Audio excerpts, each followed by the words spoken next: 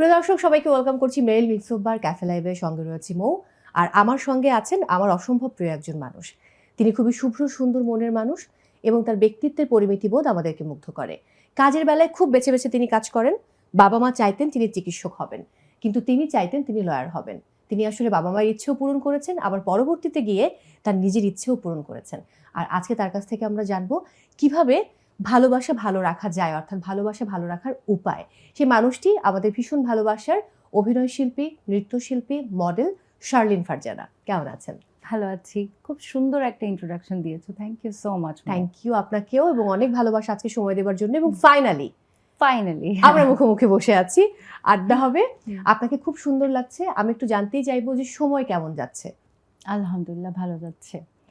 কাজের প্রসঙ্গ যাই, তারপর ব্যক্তি শার্লিন ফারজানার গল্প শুনবো, কারণ আপনার জীবনে অনেক গল্প এবং সেই গল্পগুলো সবসময় হয়তো সামনে এসে বলা হয়ে ওঠে না। সো যে কাজটার কথা আমি শুরুতেই বললাম খায়রুল বাশারের সাথে, যে ভালোবাসা ভালো রাখার উপায়, সেই কাজের প্রসঙ্গ নিয়ে শুরু করতে চাই। আমি তো অনেক দিন পর যখন কাজে ব্যাক করলাম, বাসার ততদিনে একজন সুপারস্টার, তো ভালো লেগেছে ওকে সহকর্মী হিসেবে পেয়ে। আর গল্পটা খুব কমেডি জনরার, এরকম একটা কাজ দিয়ে শুরু করতে পেরে ভালো লেগেছে। বাশারের সঙ্গে আবার সিনেমাও হয়েছে, আপনারা একসঙ্গে সিনেমাও করেছেন আরও একটি। সেই সিনেমা কবে রিলিজ পাচ্ছে? বাসার সাথে সিনেমা করলাম গত বছর, জীবন আমার বোন।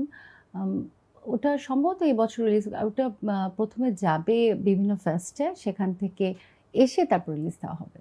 ফেস্টিভ্যাল ফিল্ম তাহলে বলা যেতে পারে। কয়টা ফিল্মের কাজ কমপ্লিট হয়েছে? 2টো কমপ্লিট করলাম আর 3টা অলমোস্ট। আরেকটি কাজ চলছে এখনো? আরেকটি কাজ চলছে। মানে এই নতুন বছরও কি শুটিং হয়েছে? হ্যাঁ, নতুন বছর আমি শুটিং দিয়ে শুরু করেছি। থ্যাঙ্কফুলি আমার ভালো লাগে বছরের প্রথম দিনটা কাজে থাকতে। আমার বার্থডেতেও কাজে থাকতে আমার ভালো লাগে। 3 জানুয়ারি। হ্যাঁ। তো this year I had my wish fulfilled. 2টো দিনই আমি কাজ করেছি। তার মানে 2026টা খুব ভালো যাবে বলে আশা করছি। By the way, belated happy birthday. Thank you. এবারে জন্মদিনটা কেমন ছিল?